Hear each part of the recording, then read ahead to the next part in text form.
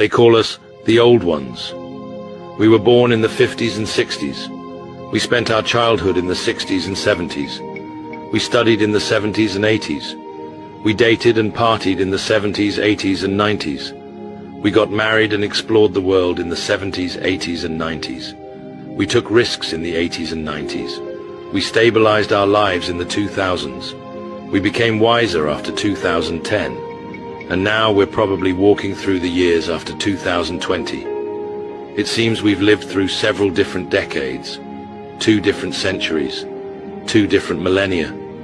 We went from operator-connected telephones to video calls with anywhere in the world, from slide projectors to YouTube, from vinyl records to online music, from handwritten letters to emails and WhatsApp, from live radio broadcasts to black and white TV, color TV, and now 3D HD TV.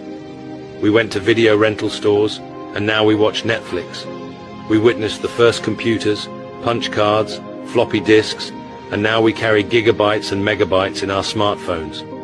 As kids, we wore shorts, then bell-bottoms, Oxford pants, bomber jackets, and finally jeans. We avoided polio, meningitis, swine flu, tuberculosis, and now COVID-19. We rode roller skates, tricycles, bicycles, mopeds, petrol or diesel cars, and now we drive hybrids and electric vehicles. Yes, we've been through a lot, but what a life it's been. You could call us specimens, people born in an analog world who grew up in the digital era. We've truly experienced a lot. We're witnesses to everything. Our generation has literally adapted to change. A big round of applause for this entire generation of exceptional people. It will be one of a kind. Oh, yes, we are one of a kind. We are an amazing demographic. And now we're going to the great podcasting for old people. I'm welcoming my cousin. We're the second greatest generation. Yeah. But I'm mentioning this. This is Talking with Cuz, with my great cuz, Vincent Ferrari, back in New Jersey. I'm here at a beautiful Sunday afternoon here in California. That's my picture from my Huntington Beach, my home away from home. But I figured, my cousin and I always talk on the phone, and this is how we almost started this about a year ago, just talking about anything. And pretty much we have. But then, we've been talking about sports. This is actually my 45th podcast since almost 2 years ago, coming out back east about doing one. But through other ones with some friends about sports and some entertainment. But then we're going to be talking about the generation who we are. I'm 71, you're 70, grew up in the 60s and 70s, experienced a lot of life, but through sports and a lot of different things. But just one little thing, how to start with that little opening we have, that we came from a analog world into a digital age, but just so how crazy it was. If anybody younger than 30 years old, how they had their phone, but then what we had to endure, and then we could go from there. I'm going to play this little video here. Hello, everyone. I'm from your telephone company, and the message that we have for you is that we are changing your telephone service over to dial. Now, let's use this demonstration model for a moment while we dial our number. Take up your receiver and always listen for the dial tone. Remember how it sounds, a steady hum. Now, let's dial the number we looked up and made a note of.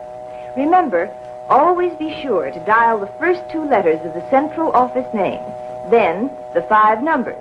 For example, for word 49970, dial W O 4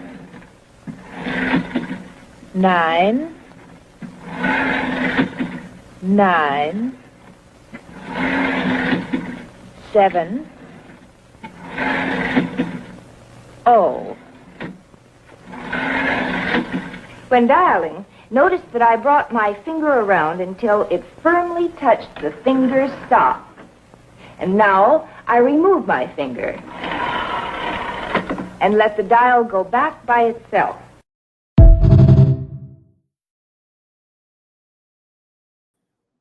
Yeah. Hello, everyone. How did we survive? You know, from that to this phenomenal little contraption we have here, from that dial phone, Ben. And you mentioned something before. Are you telling me that before 1954, when you had a phone in your house, you picked it up and it was automatically through the operator? Yes, pretty much. Remember the ones that you just pick up the little receiver? Hello, operator. Oh, that was Operator. Andy Griffith. Yes, there you go. It wasn't the dial. Did he ask for Sarah? 70 some years later, we got this amazing contraption so we could communicate with anybody in the world by video. And look how we're using this. Well, again, before we started, we talked about tell them what a party line was. Well, okay, you had your phone, you picked it up, and you would hear either the dial tone or somebody chattering on there. So it was almost analog. Line. Yeah, it's like, didn't have enough RAM in it or enough to have more than one call. And then you had to get off and somebody would be, and I remember the phone numbers actually started with letters. And I remember your phone number, Devonshire. DE39263. And I was in New Jersey, LI, Lincoln, 547-6709. And within now, way back before that, weren't there like 4-digit numbers? Like maybe you wouldn't have 7 numbers, you might have. Well, you had the area code. You had the area code to call, Philadelphia. So. And Carl, you guys had 2 area codes, 201 and 609. Right. We had 215 for Philly, 610. I don't know about 610 right away, but 412 for Pittsburgh, and I think like 717 for the middle of the state. And then 202 for 212 for New York and 202 for Washington. Yeah. I had a job at Sears where I had a call on a Watts line, and this was when I was a teenager, and every state pretty much had one. Smaller states had one zip code, had one number, and others like New York had 3, 4. But oh boy, what a change! Now you don't know what an area code means, or if you're dialing a 10-digit number, you don't know area codes. Yeah. Well, this podcast, we're going to talk. We were talking. We're going to do politics. We're going to do intersperse a little bit of everything that we grew up with, especially the Philadelphia media. We grew up in the Philadelphia area. My family moved to the South Jersey area that had a nice little driveway in a backyard that hopefully I'll have pictures later on that, we used to have our little wiffle ball games. And my dad would be mad at us because you'd have an apple tree, a pear tree, and hit it into the pool. Then hit a pool. So, but it was amazing going through with just the media with 3 channels. And this goes back even before when we were really young, but how Philadelphia really became a magnet for entertainment. And I'm just going to play a little bit of this.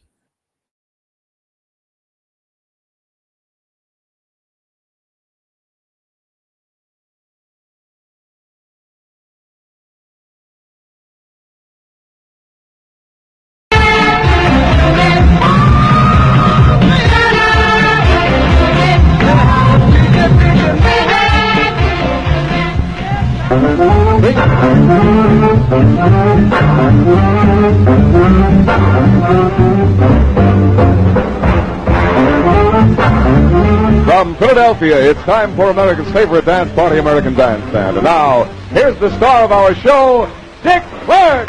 Bless you, Charlie. Thank you very much.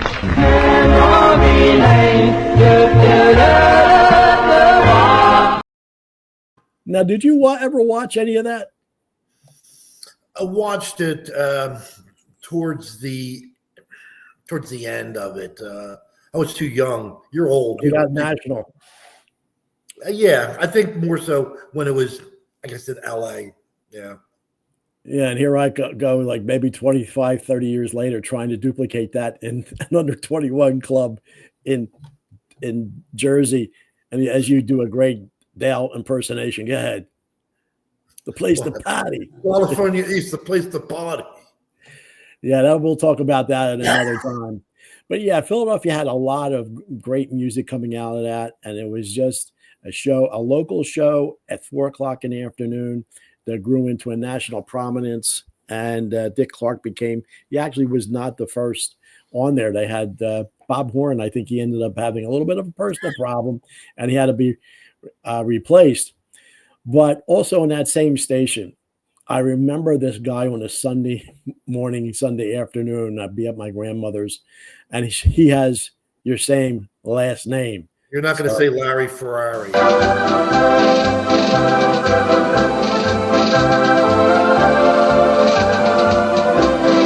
This is Larry Ferrari. Join me Sunday morning at 9:30 right here on Channel 6 when we'll have all of your favorite music on the organ.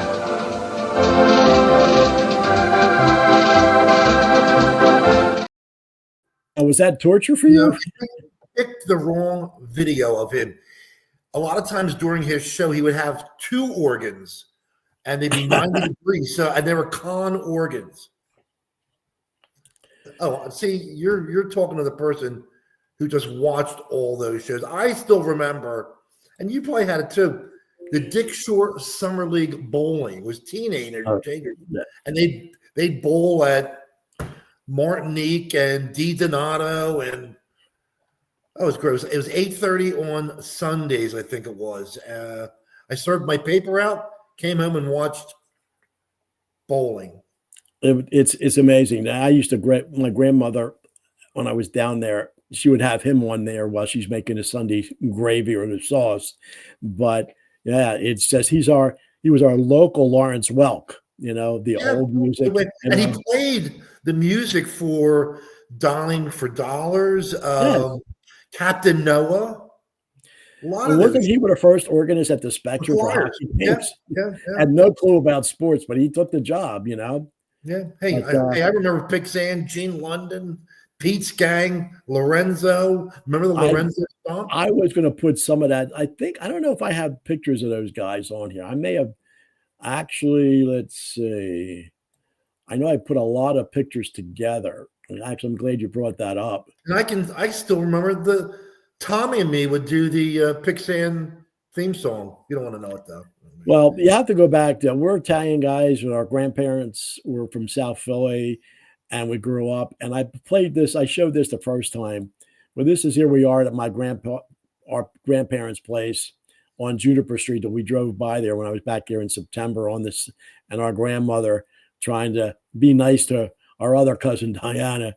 But here we are, nice at attention, and we have the smell of our Sunday sauce. It was a great time. It was a great time to grow up. A simple time. You didn't have a TV to look at.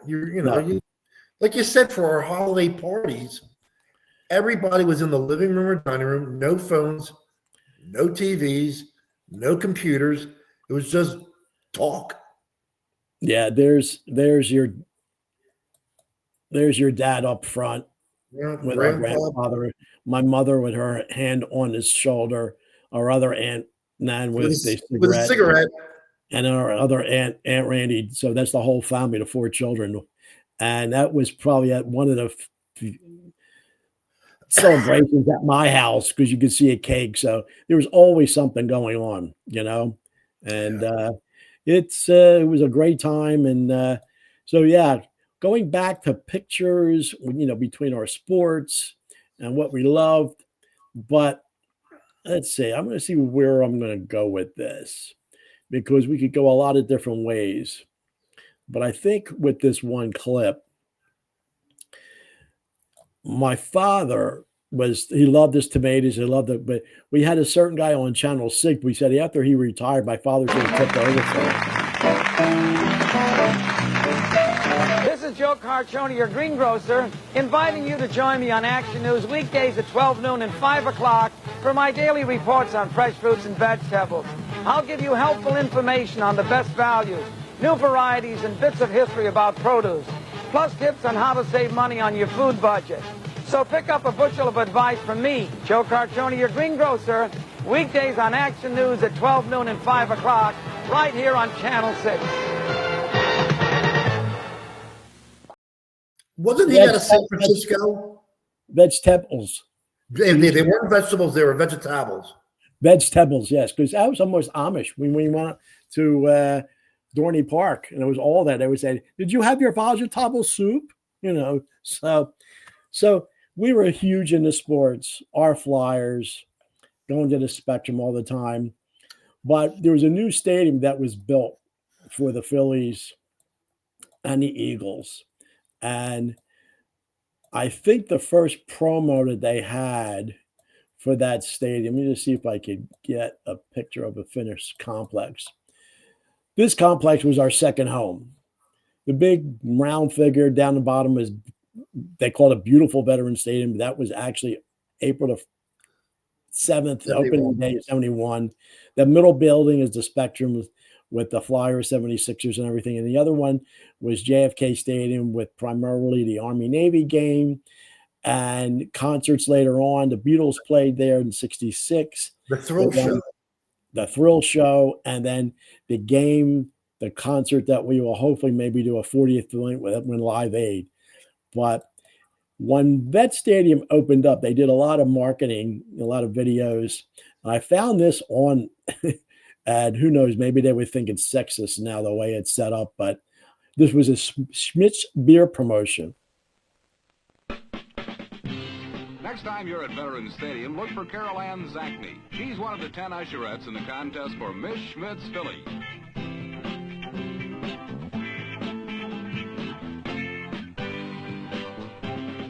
Carol comes from the Olney section of Philadelphia and reminds all her friends there that the contest closes July 13th. Get a ballot at the stadium or wherever you buy Schmidt's beer. Well, it's great listening to Harry Callis again, but can you imagine trying to do something like that now? It would be considered sexist. It's bad, you know, all the crazy stuff that's going on. But that little, I thought that was kind of interesting about that. They were good looking. I remember going to a game. Yeah. And then I saw an usherette. She had that Italian look to her. And I never got close. So I said, let me go to the next Phillies game and look for her. I went and never found her, bud. Yeah. Oh, boy. Yeah. We had, let's see where we want to go with this. Now, last night, it was very interesting that I had HBO, and they had a documentary about Move. And Move was that amazing, horrible debacle that they had. That was an alternative lifestyle group of people that lived in West Philadelphia that actually wanted to live a country life. And it was primarily about the two main people that were in jail for 40 years. And they had nothing about the 85 when they burned half the city down. And that's going to be 40 years too. But it was interesting about the news media. If you have Max, you'll see all the Channel 3, Vince Leonard, everybody, Mike Tuck doing all that. It's great, if you're a Philadelphia person. But we had a flamboyant police commissioner and mayor that I actually shook his hand one New Year's Day at a Mummers Parade. But this is a little 7-minute segment about mayors can't be this anymore because of the way they were old school. But this was a little where the media was trying to do a gotcha. The crumb bum. After he retired, he was home up there, but they were trying to say, well, they were using police funds, to try to guard him. But this is what he did, and this is how he ended up. So this is a 7-minute section, but I think it's really indicative of, an old school mayor and police commissioner, good old Frank Rizzo. We wanted to know exactly what was going on up here, so last Monday we rented a van, covered up all the windows, and placed I-Team cameraman Greg Meyer inside that van with his video camera. At about 9:30 in the morning, we parked it right here, sitting just down the street from Mr. Rizzo's house. It should be noted that the van was parked on a public street in broad daylight. At no time did any of our people go on Mr. Rizzo's property. What you're looking at is what cameraman Meyer saw through the lens of the hidden I-Team camera that morning. Not much happened for about 3 hours. And then around noon, several police officers became suspicious of our vehicle. If you look closely, you can see some of them in the van's rear-view mirror.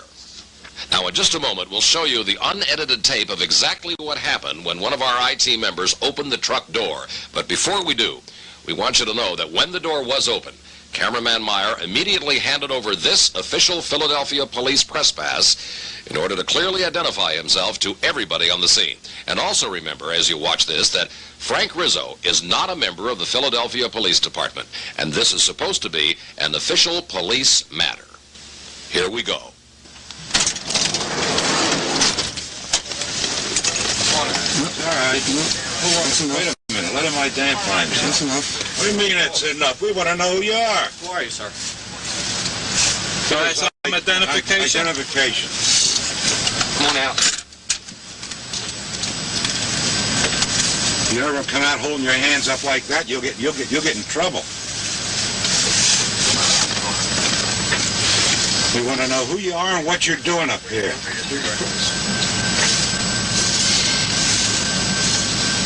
Who is he? I thought it was somebody up here to hurt somebody.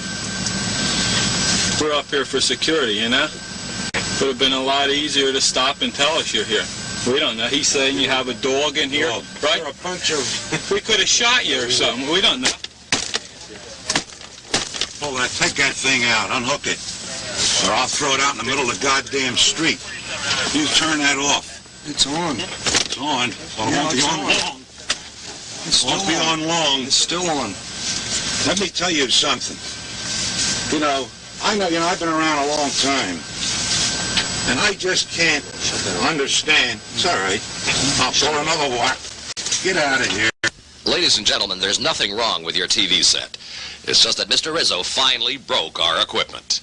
Last Friday, I asked Police Commissioner Morton Solomon about this incident. And Mayor Rizzo, the former mayor of Philadelphia, after our cameraman had properly identified himself and the police officer at the scene read aloud Philadelphia press pass, Mayor Rizzo, holding the press pass in one hand, reached inside this truck, which we feel he had no right to do, sir, and ripped out the cables off of our recorder and damaged the camera and the cables and the recorder. You've never heard of this before? No one has informed you of this? No, sir. Well, that, in fact, is what happened. And 5 members of your department, sir, stood by and not only did nothing and took orders from the mayor, who was apparently in charge of this operation, but they were smiling and laughing at the same time. I would like you to present these facts to our internal affair, and we'll be happy to investigate it and consult with the DA about the possible charges. Yesterday, while openly videotaping on Krefeld Street, we ran into Mr. Rizzo and tried to ask him about his actions last Monday. Mayor Rizzo, Stan Borman from Channel 3 News. Could we... How are you? Fine, sir. How are you? Good. Could we talk with you for just a moment? No, I'm busy. You couldn't answer any of our questions? I wouldn't talk to you under any condition. Why is that, sir? Forget it. Scram. Get out of here. Sir, I understand now, that look, these... Get away from me. I'm now a private citizen. Yes, you sir. Get away from me. We're allowed to be on the street, sir. I don't want to talk to you. Get away from me. How do you feel about the security guards being taken off of you, sir? Get away from me or I'm going to throw you out in the middle of the street. Sir, one more question. I'm telling you, get away from me. You were the symbol of law and order in Philadelphia, sir, for many years. People looked up to you and respected you. Look, creep, get out of here. How could you justify your actions at our cameras last Monday in front of your get house? Out. You're a creep. We're a member of the media. We'd like to have an answer to our question. You're a creep. Why did you attack our cameras, sir? Get it all. Don't miss any of it. You're a creep. Get away from me. Would you answer the question? You know, you hide behind that press card. I'm not hiding behind anything, sir. Look, I just want to get some answers. I'll tell you what to do. There's a gang of yous here. There's enough of you here. By myself, I'll take yous physically. Well, I'm not asking you to take me physically. Well, get away from me. Well, sir, I'm on the public street. I should be authorized to be here. I'll break it over your head. I'll break it over your head. Get away from me, you crumb. That's a challenge, except I'll put my dog away, and I'll come back. And you got 1, 2, 3. And I'll do it along with you. In that back of that fence. Just the 3 of us, 4 of us, me and you. Show you what kind of a man you are. You're less than a man. Okay? You're a crumb creep. And I wouldn't take that off of nobody. And there's 3 of you, and I'm by myself. And when it's over, there'll be nothing to it. Win or lose, okay? But you don't have the courage. You're a real crumb bum. Put that on camera. You're a crumb bum, the 3 of yous, and I challenge you. You're a coward. You're a yellow sneak. And if you want to, now what I say, Let's forget all the rules of this great country we live in. I will go back to that wall with the three of yous. Just me. There is You're a crumb creep coward. You can't take, you won't stand up to a man. I'm standing up. We're not here to fight. We're here to get some answers to some questions. That's all. I want to fight you. Why is that? Because you're a crumb creep lush coward. You don't even know me, Mayor. You are a lush, I can tell by looking at you. I was a cop all my life, and I know a lush when I see one, and you're a lush. You're going to have a hell of a story on that one. Play every word of it, crumb. Thank you, Mr. Mayor. Well, can you imagine if he lived in today's world? This would be international news for a month. Mayor, ex-mayor, charging. What was the purpose of the camera crew going? It was like some security. What was they wanted? They were meddling. They wanted to, think, oh, we're going to expose, them spending all the police time in front of his house. That he's a private citizen, but he's still, and all ex-mayors would still have security. And they went to, they were going to be prim and proper to press. And look, what's it? Properly identified. So he started pulling wires, doing all this, but then to go back the next day and really think you're going to give an interview with the guy, it's like crumb bum. You're a lush. I can smell it on your breath. But the interesting part, he grew up on the same block that Aunt Randy and Uncle Roy on in South Philly, Rosewood Street. He grew up there. But, it shows 45 years later. Now, he was already retired as and he went back to become, try to become the mayor again as a Republican in the 90s. And that's when he ended up having his heart attack and passing in 91. Yeah. But can you imagine a politician or anyone like that going after the press? There's three of you. I'll fight all yous right now. Go in that fence. Now, who was the reporter? Yeah, I forget his name. And he was on. I didn't forget his name. That's Stan Borman. You know what his national claim to fame was? Yeah, he was in the movie. The China Syndrome. China Syndrome, yeah. Yeah. That's interesting. So, yeah, Philadelphia has a really, like any Northeast city, New York and everything, but Frank had a hell of a reputation, mostly as a law and order, and everybody thought he was this and that, but, and it's like, we are where we are now with the state of the world, but it's interesting to see how life has turned around in a lot of different ways. So didn't he get caught up in the cancel culture? His statue? Right? Yeah, they took that down, and we were just talking about our beloved Flyers, that who cares about, because I said since they did the Kate Smith statue, took that away, they've been, I don't wish them any good at all. But anyway, let's have a little fun here. That the clip that they had on, it was too long. It was almost 20 minutes. But they had this one. That Herb Denenberg? That's Herb Denenberg. It looks like him, but go ahead. Yeah, he started this because Philadelphia is famous for a lot of foods and soft pretzels, but they had these vendors outside by certain bridges and everything. And I was showing, I know the one at the Tacony Palmyra Bridge. Yeah, I wish I was going to be on the pretzels.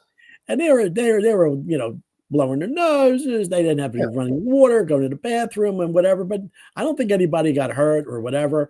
Yeah, here's another Black Cherry Vishnik. Yes, Frank's one of the best sodas ever. Really authentic, but you had to use a can opener to get it. Back then you had to get it open.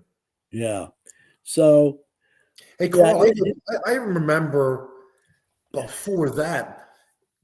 How we lived. Where we lived in the backyard, you'd have a truck come, and one of our neighbors, 2 houses down, would get a crate of soda that was black, that was Frank's, plus they'd get seltzer, but it wasn't a bottle, it was a bottle of seltzer, but it had the thing on it. I mean, it was such old style, but that was probably in the 60s still, along with the Charlie Chip truck that delivered the tins of chips. Well, with the advent of the building of this building, that was the groundbreaking, that it took them only about what, 10 months, not even a year, to build our beloved Spectrum. Now that's obviously Mayor Tate on the left. Yes. Who's on the right? I think that's Ike Richmond. I think he was like the finance guy or something with before Snyder. Because remember, Carl, you know what my brain was going to tell me, and you made me right. I was going to say Jerry Woolman, because Jerry Woolman. No, you're right. No, that's Jerry Woolman. That's Jerry Woolman. Yes, Okay, you're good. right. Yeah, because he's the one who actually was able to. Yes. Owner, yeah. Yes. And I'm going to show this particular picture and see if you could pick out something, really look at it in detail and see what is missing in this. Advertisement on the, let's see. Well, that came later. Well, wait a Look second. look at the scoreboard. Yeah, I'm looking at it. I The mean, scoreboard wasn't even finished yet with the other, like the message thing, because this is like the 4th or 5th game of that inaugural season, and the scoreboard wasn't even finished yet. And look at the little logos that they would have in the mid-center ice. Rather now they have the humongous logos. I was going to say there's no Flyers logos, but wow. Yeah, they're little logos. No advertisement, no colored. No. The dash. Oh my God! Yeah, that's and all the glass is very low. Yeah. Now I have a picture of something that, from all of that, we ended up being this. This is South Philly or somewhere in the street in the winter time. Yes, and you don't say car. Do you remember in my backyard? We would go out with ice. I don't know if you, but Joe, we would go play with that little layer of snow ice. It's great. And if you didn't have that, we went across the schoolyard, and Joe would take slap shots where he'd hold the hockey stick like a golf club and try to like kill 5 it. feet from you, take a complete slap shot from 20 feet. And this is before I had pads or anything. Oh, yeah, I know, crazy lunatic guy there. But where else do I want to go with this? But yeah, it's our love of sports and that building. And I'm glad at least 1 or 2 years before they traded him. Well, I still say number 1 and number 2 in basketball, and that's the Spectrum. When I look at those pictures, I say, okay, now who can I identify in this picture? Now, that's easy, that one, because you have Greer, Havlicek, Russell, and Chamberlain. But the one before that, you had Satch Sanders. Okay, that's Havlicek, Greer. Is that Chet Walker along with Satch Sanders, Russell, and look, what do you notice, Cole? What's the first thing you notice about the Spectrum at that time? Well, it's pre-72 with no third level. Bingo, no third level. Look how pristine the beams are. But, later on, they ended up getting black soot on them. They never really cleaned them. It was so pristine. It was pretty new at that point, and we loved going there, So other things in Philadelphia, I don't know. Our aunt used to take me once a year to Wanamaker's for Christmas. Did you ever ride this?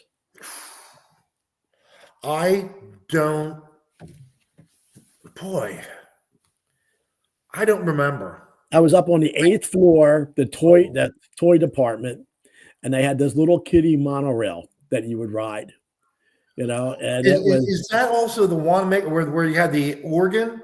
But yeah, that's the whole on that's closing too. Yeah. It's a shame that Macy's couldn't keep. Well, look, that's luckily they kept it for 20 years, the old building. But yeah.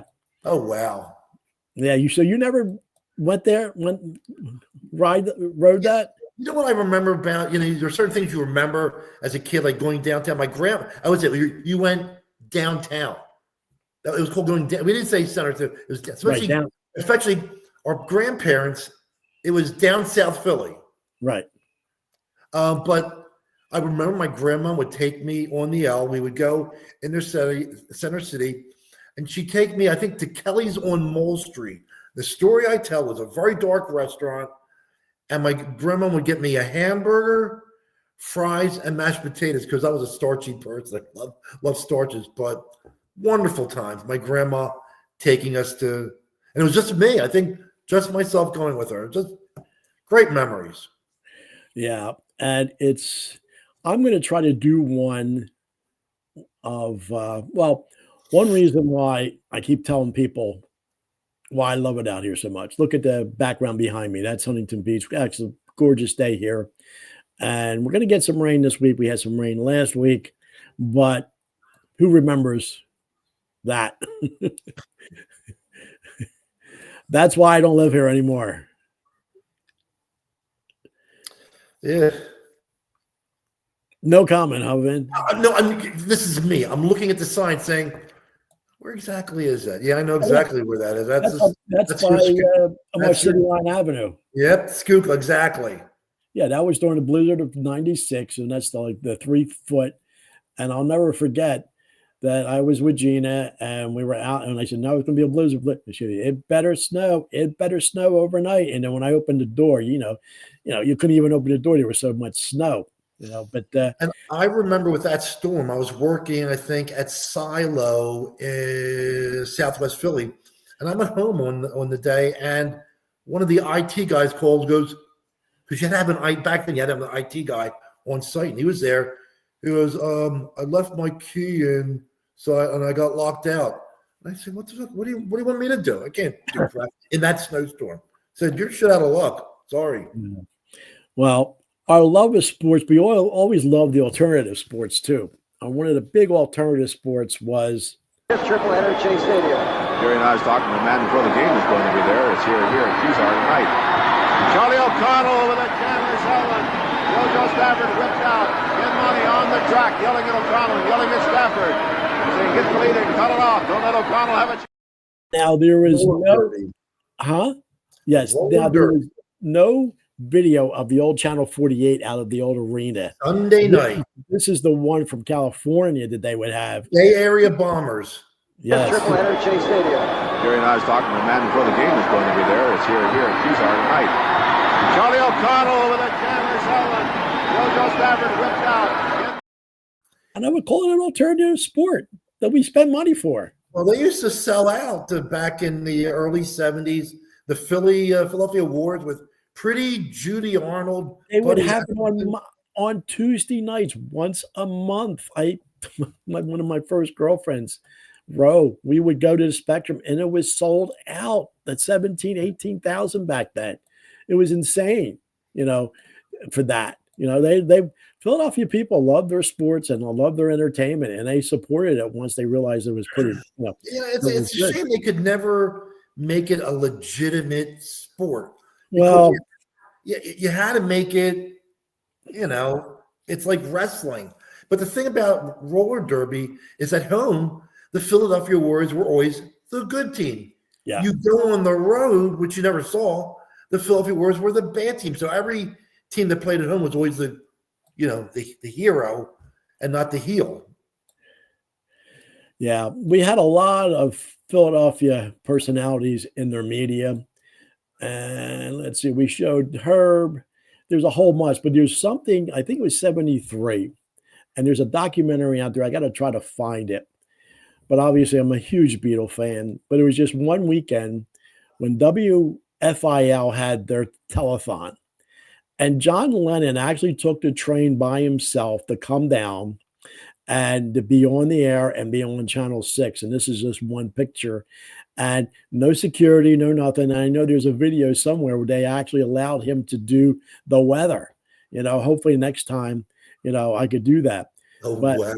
I remember he was on Mike Douglas for a week with him and Yoko. Yeah.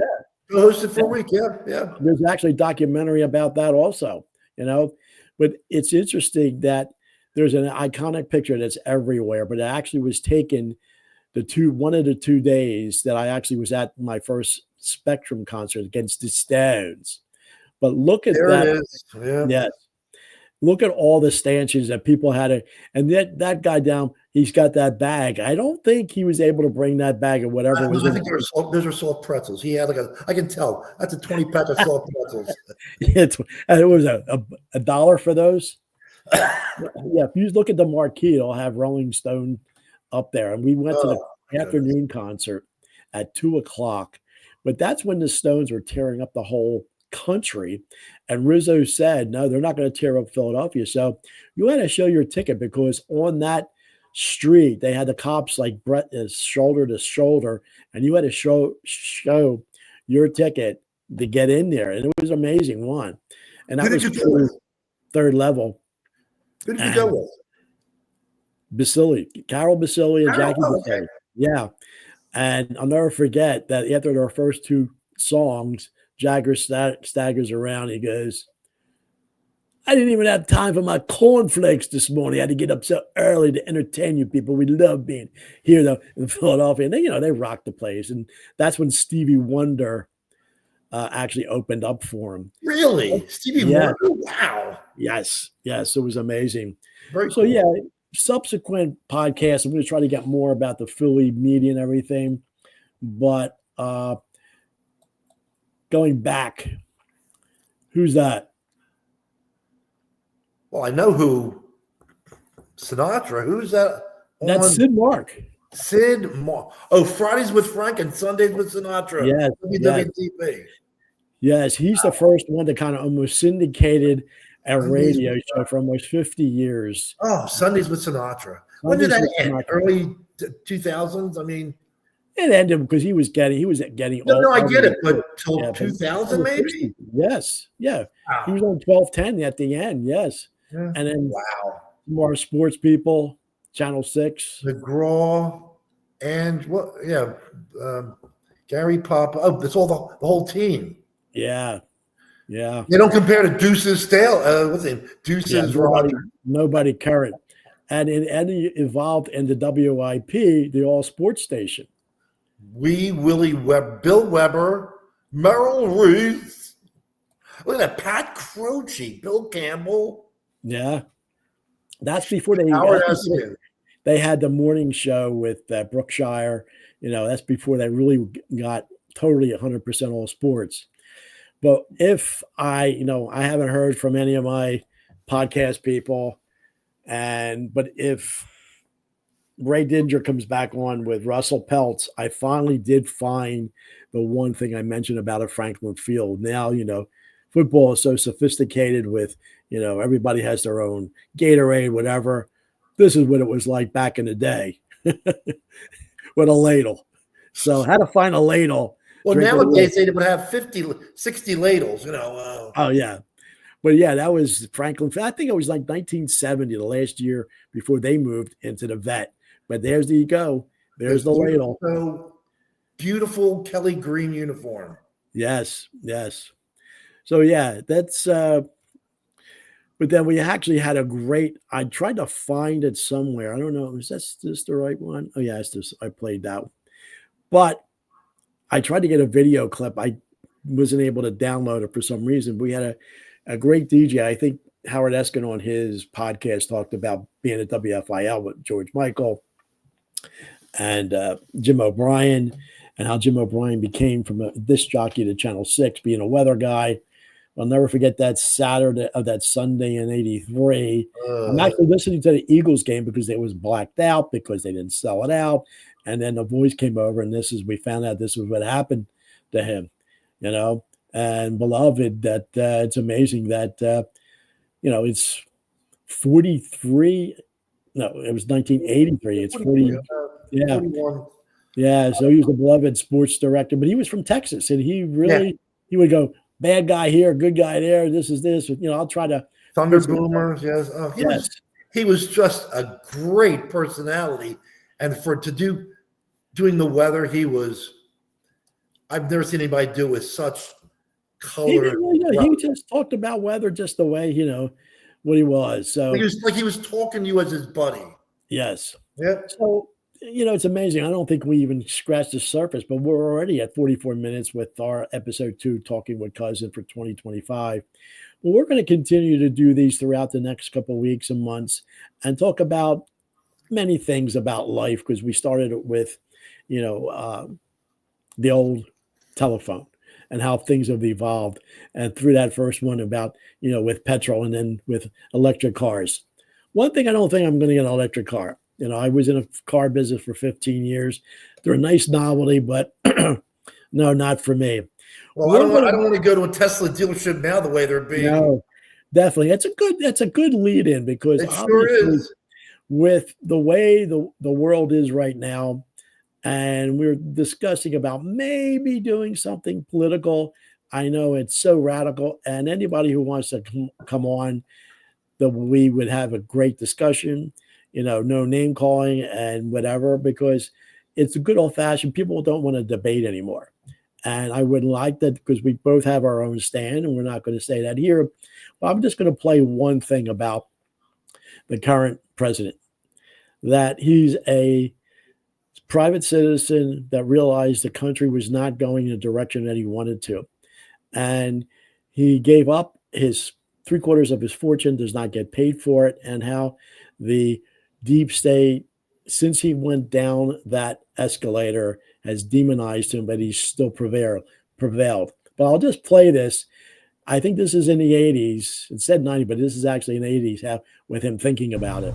For some people, the ultimate goal in life has been becoming the President of the United States. Would you like to be the President of the United States? I really don't believe I would, Rona, but I would like to see somebody as the President who could do the job, and there are very capable people in this country. Most people who are capable are not running for office. Most men are frightened of politics today. It is a shame, isn't it? Yes. It is a shame. The most capable people are not necessarily running for political office, and that is a very sad commentary on the country. They had major corporations and they had this and that, but they are not running for political office. Why wouldn't someone like yourself run for political office? You have all the money that you possibly need. You've accomplished a great deal, even though you are only 34. I know there's a lot of things that you possibly can do in the years ahead. Why wouldn't you dedicate yourself to public service? Because I think it's a very mean life. I would love, and I would dedicate my life to this country, but I see it as being a mean life, and I also see it as somebody with strong views, and somebody with the kind of views that are maybe a little bit unpopular, which may be right, but may be unpopular, wouldn't necessarily have a chance of getting elected against somebody with no great brain but a big smile. And that's a sad commentary for the political process. Television, in a strange way, has ruined that process, hasn't it? It's hurt the process very much. I mean, the Abraham Lincolns of the world, Abraham Lincoln would probably not be electable today because of television. He was not a handsome man, and he did not smile. It had to be 1980. Yes, because he was 34, so he's Right. now 76, 77. So yeah, it's very. He's 78, so it was 80. So who was the female interviewing him? Rhoda Barrett.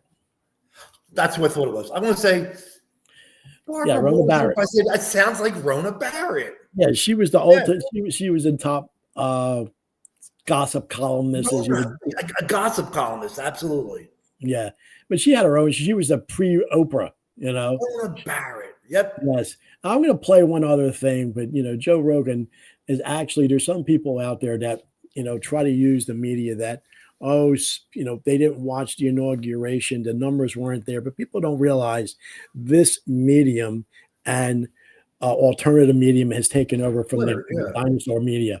And here's a man who's actually anywhere from 8 to 10, 20 to 30 million per day, along with who I listen to, Alex Jones, and we'll talk about that down the road.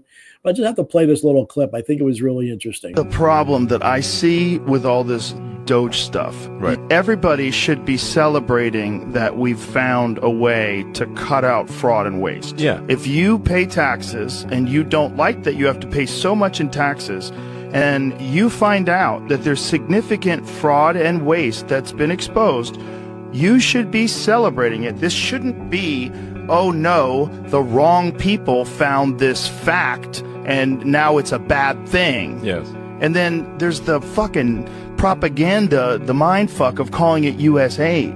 Yeah. Instead of the United States Agency for International Development. It sounds like it's feeding hungry people. Right. People are going to starve, Elon. This is horrible. And then you find out actually it's like $250 million for transgender animal studies.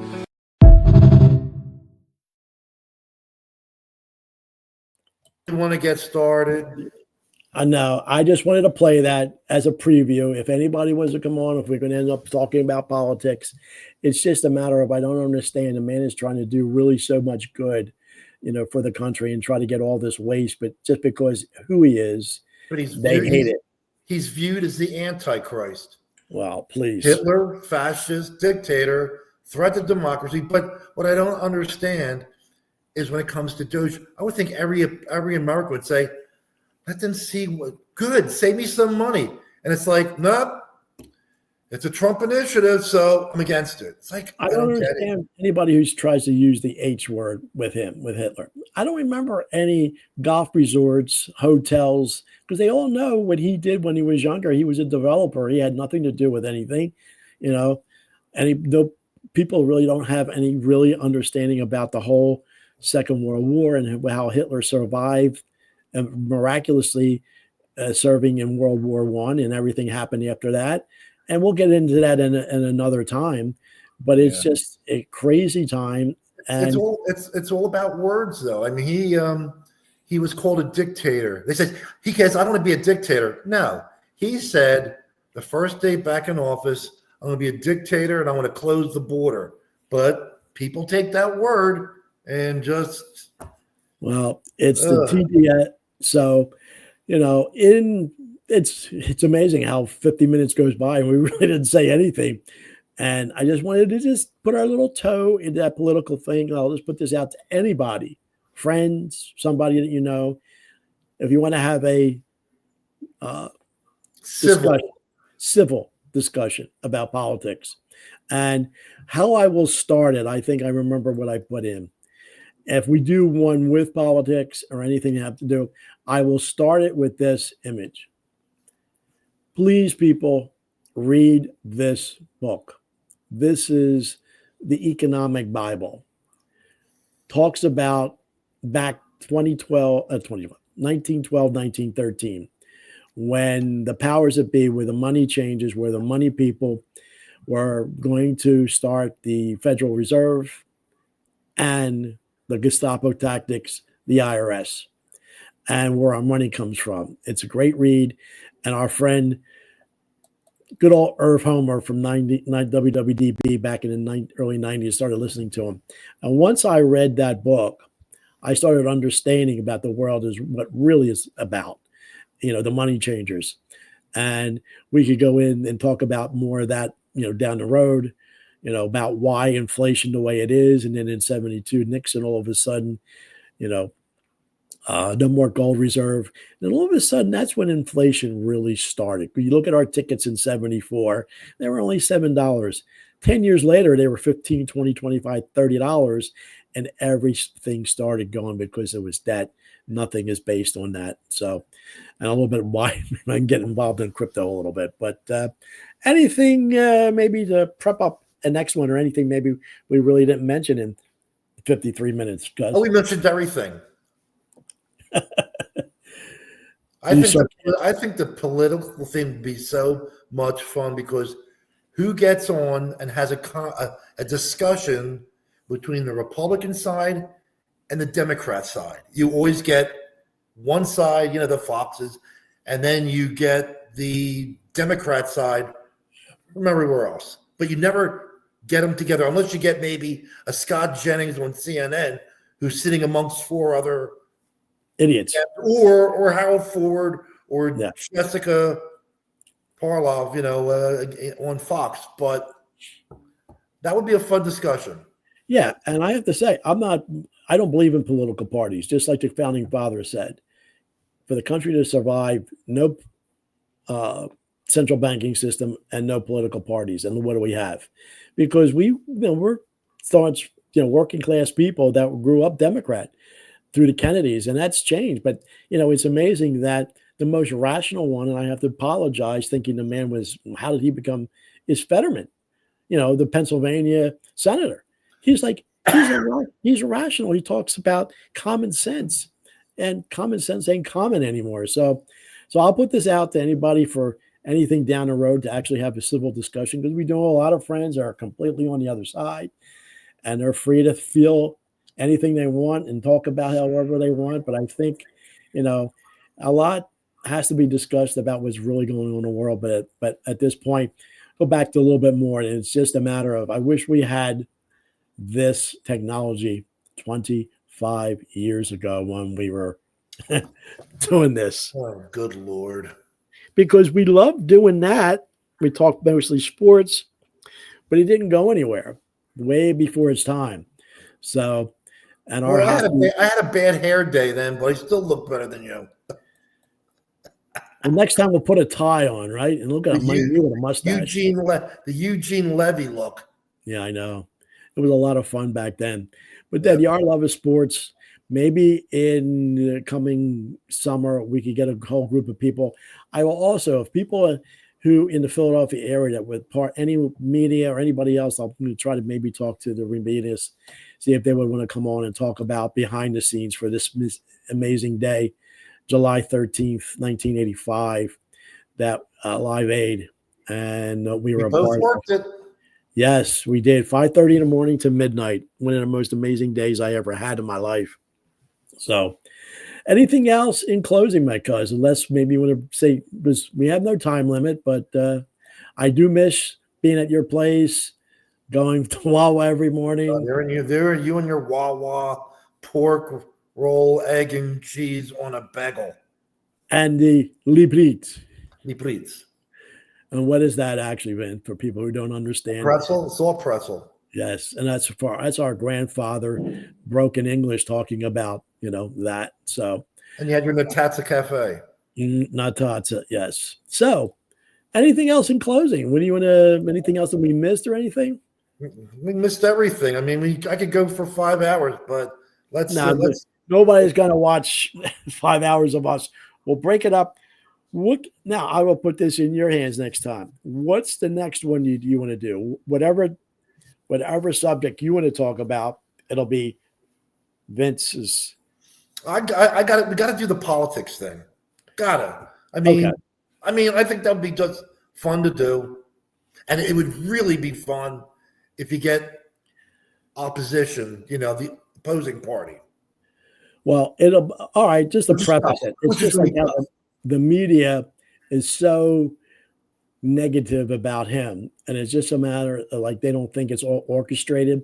And somebody put this up about all the left, that as soon as all the talking points, but everybody says it all in one. It's like, oh no, they're not controlled. But look at this. This is. I win. I will immediately bring prices down starting on day one.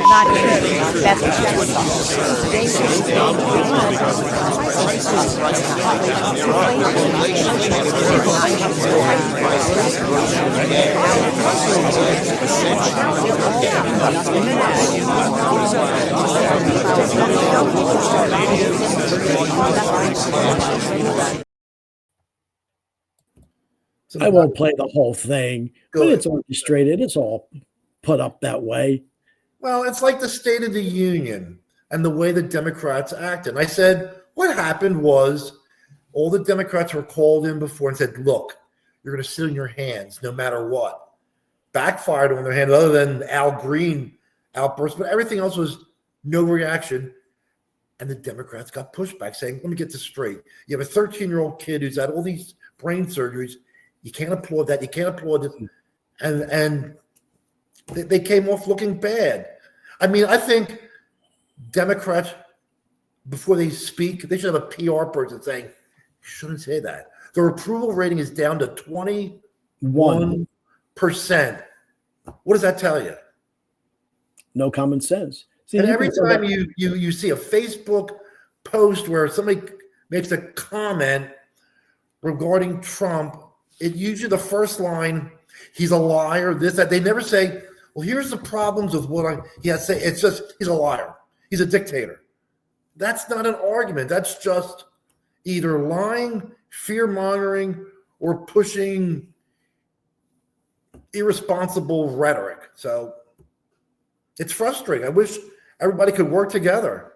But I think the Democrats, I mean, the vote last week in the Senate on that bill that would keep biological boys out of women's bathrooms or out of the sports, not one Democrat voted for that. And my comment was, what woman would ever vote for a Democrat now? Oh, or do they only care about birth rights, abortion, all that? But women They and don't call them pregnant woman; they call it birthing woman. You know. oh like God, let's not even get into that. I know. So there's one other thing I have here. I'm not sure exactly what it is. I'm going to play it. It doesn't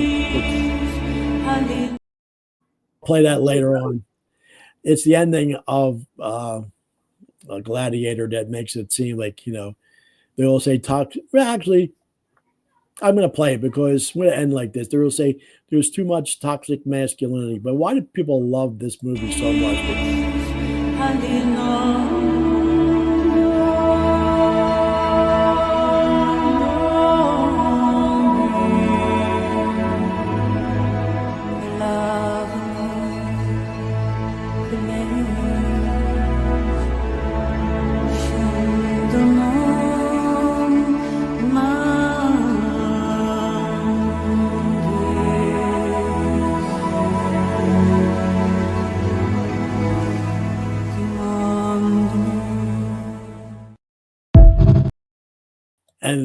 And what is it basically? Ourselves as sons waiting our father to come home. And wasn't it wonderful to watch our father come home from work, even though, you know, now we're 2,000 years later, it's still there. So on that note, we will probably talk a little bit more sports, Philadelphia, try to get into politics. It'll be interesting if anybody, probably nobody will take us up on our little. And sex. Well, sounded good. Sex. You know what that is. I could play all the videos of all my models and friends that a few that you've met over the years, but I'll be going, wait a minute, you're 7 years old. What are you talking about that for? That's your, you know, that's your age. You know, look, can you imagine the blowback on that would be? Oh, please. If you voted for Trump, I don't want to go on a date with you. Oh boy. Ben, I've already had that happen. I know. I've had that happen already. It's like I basically told her, don't, you know, that stick up your rectum, you know, you put it back up there. Yeah, like I have no I have no more tolerance. I have one other video. Let me just make sure to see with this. Just a little bit. Philly has this great company that makes cakes, and we had a celebrity back in the 70s, I think, do this. And on that note, then we're going to say till next time, and we're going to play this little bit of Philadelphia remembrance from that. Back in the good old days, one of the bright spots in the day was a little something extra in the lunchbox. Today, it still is. Tasty cake pies. Today, Tasty Cake pies are still baked with the same delicious quality ingredients that earned them their name way back in 1931. Natural ingredients like apples, peaches, cherries, and blueberries. Tasty Cake pies, like Dad. There's still all the good things wrapped up in one.